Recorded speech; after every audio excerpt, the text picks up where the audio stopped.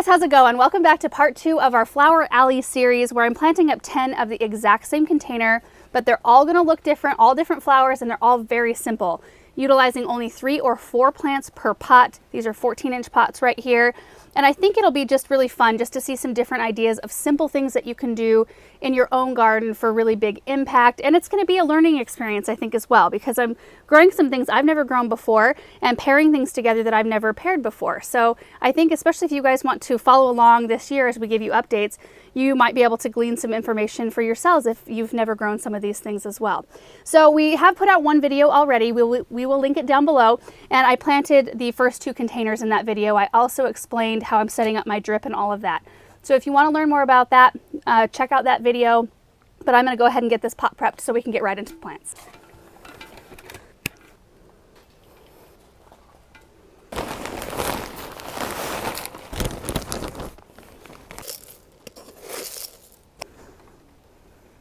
So this centerpiece plant in this container is going to be a grass, and I think that I'm pushing it a little bit with this plant choice because this grass wants to get big. But I think since it's going to be in competition with other plants and it's in a smaller reservoir, it might not get as big as it normally does in huge containers. But I just really wanted to try this out. This is a skyrocket pennisetum, which I'm using a lot of this year. I had such phenomenal luck with mine last year. They seem to grow more thin than the purple fountain grass. You know, by the end of the season, purple fountain grass kind of wants to lay out a little bit and be really wide. This one for me, and I don't know if it was a one-off, but last year it stayed in this really strictly, and everywhere I had it, it was strictly upright, like a very vase-shaped grass, and I really liked that growth habit. They usually want to grow like 3 feet tall, no, almost 24 to 30 inches tall, so they don't get as big as the purple fountain grass either, so that might have something to do with how they stay a little bit more tight. But I'm going to create the centerpiece, or plant the centerpiece, I should say, right in the back of this container. It's such a beautiful structure. I love it. And then in this container, I'm actually growing things I've grown before, but one of them is new this year. I had a chance to use this Superbells last year, but I think it's new this year in garden centers. This is a Superbells called Double Blue. I love any double flower. Those of you who've watched our videos for long enough know this about me. And I had really good luck with it. I put it in a window box on our tool shed, and it seemed to like that area really well. And I think it's going to be a really pretty spiller kind of, and it kind of in the flower box, it was up a little ways too. Yeah, 6 to 12 inches tall, so it could potentially form a nice big kind of filler and spiller layer. And then, now this one, you either love it or you hate it, and I love it. This is a Dicondra Silver Falls. This is the most, this and Creeping Jenny are the most like flat weeping spiller plants that you could ever have in a container. I love it because they look tucked in no matter what you do. So like this one will kind of fill in over the top, and then you'll just see this kind of cascade of icy blue foliage coming out the front. And it's really easy to tuck into. So once it gets longer, you can either trim it or you can kind of tuck it up underneath maybe the next plant that I'm going to put in here. And so then more tendrils are coming out on either side of the Superbells or the Superbina that I'm using. I just find them to be really beautiful plants. And I like having that foliage accent as well. Okay, now for our last plant, this is a Superbina called Sparkling Amethyst. Isn't that beautiful? I put this last year, and this one may be new this year as well, or maybe it was new last year, but whoops, I used it in containers and in the landscape last year, and I had really good luck with both of them. They were behind our gazebo. In fact, I put this one with a Supertunia Bordeaux, and there was a Prince Tut in the center, and it was so pretty. It was a beautiful blend. And then I had like 2 or 3 extra after I was done with that project. So I just popped them in the ground kind of around the base of that pot in that area. So you kind of had like a repeat of that color, and it was really beautiful. And that does it for this container. Now the Superbina, you can clearly see that it's a filler, and then it will kind of spill over the side. For Superbina, for me, it's more of a kind of a stiff. It doesn't obviously drape like this one does or like the Superbells will, but it will have a slight draping effect. And then of course our centerpiece will fill in here pretty quickly. So we will put our drip around the container here and get it tacked down with landscape staples, and we can move on to pot number 2. Drip system is key, I think, in so many different situations, especially if you're wanting to do something like this, where you're wanting to run an experiment, having everything be uniform and consistent, plants just thrive on that. They thrive on the consistency, and it makes it a heck of a lot easier for us to not have to man every pot every single day and make sure that they get moisture. These are all on a timer, and it makes it very easy. Also, while I'm on the subject of drip system and containers, if you've never set yours up on a drip system before, I would highly recommend you trying the WaterWise kit. That's from Proven Winners. It was my first experience putting drip to our containers.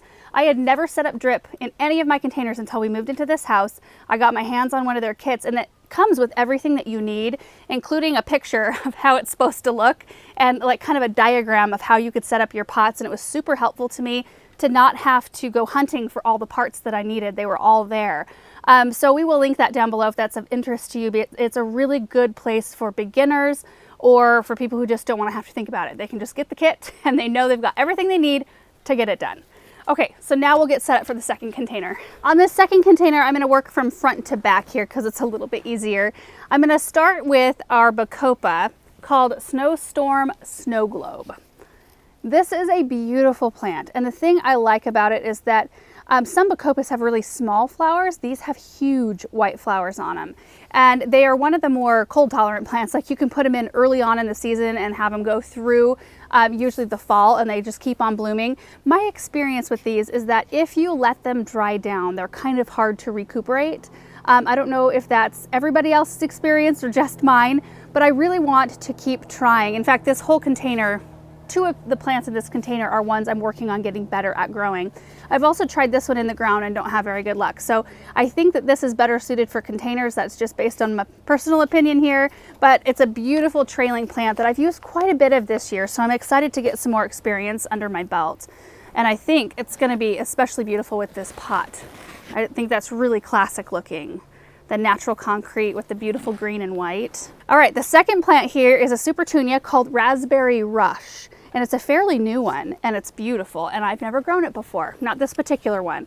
I think I put it in some containers that didn't end up staying at our house last year, so I didn't personally like grow them on and see how they did, but they're really like vivid, bright, kind of but deep pink at the same time, and then some of the flowers have kind of this white flecking in them. I don't know if you can see that in there, but there's like kind of a white flecking line that adds a little bit of visual interest, and I think this one will be really beautiful paired up with this because of the white in that bloom. They kind of go together. Beautiful spiller plants, and this Supertunia will fill in here too.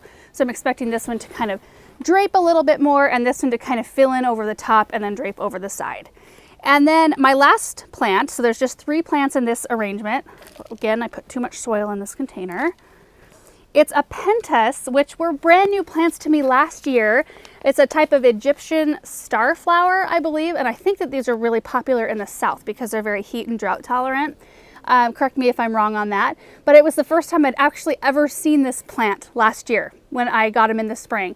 So this is called Sunstar Pink, and I think it's beautiful. I mean, this whole arrangement is very, I don't know, I like all the different shades of pink together. And this one will be my thriller in the back part of this container. So they grow like 20-ish, 22 inches tall. So it should be this beautiful, nice plant in here. Now, I grew pentas in the ground and in containers last year. I did not have very great luck with it in containers, but I had excellent luck with it in the landscape. So we're still like working on our relationship here. I mean, these plants, these 2 in particular, I'm really hoping that I can get the hang of better this year. So if you guys have any tips for me, let me know. But I do know the pentas that did really well in my landscape, they were always covered with pollinators. I mean, they attracted the bees, butterflies. I mean, it was just a really beautiful plant in the landscape, and they don't grow so huge that they take over, which I really like as well. Like, I think that these 3 are going to be very compatible in here. And none of the plants that I'm using need to be deadheaded either. I guess I should mention that. All of them will continue blooming without being deadheaded, so they're all very low maintenance, other than the fact that they will want consistent water, which we will have handled because of our drip system. In fact, I should just go ahead and get this one set up. But they will also need consistent fertilizing. So we do a weekly water-soluble fertilizer. We just choose a day, which happens to be Fridays for us, and that's the day everything gets fertilizer. And we try to stick to that schedule as closely as possible, and we always get the best results from our plants if we do that. So that's it for today's video, kind of more cool toned and almost monochromatic pots. We've got pink with a little bit of white, and then this one's got blue mostly, or purple.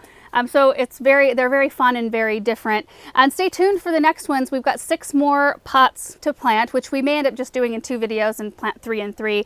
It just kind of depends on how the schedule works out. We have lots of projects going on, but this one I was just so excited about. So I hope that this gave you some ideas, maybe a place to start when you're picking out stuff for your planters for this year or next year, depending on when you're watching this. So anyway, thanks so much for watching. We'll see you in the next one.